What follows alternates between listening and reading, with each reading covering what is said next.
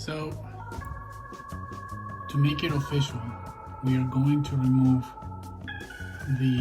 while we do this dismantling, the first things we do is we remove the balance complete. We first take out the movement ring. That's this guy. And then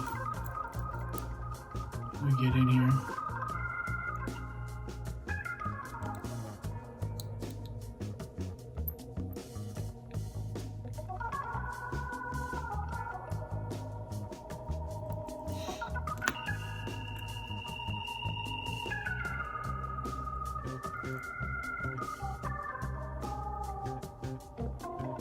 And I thought I had removed all the power,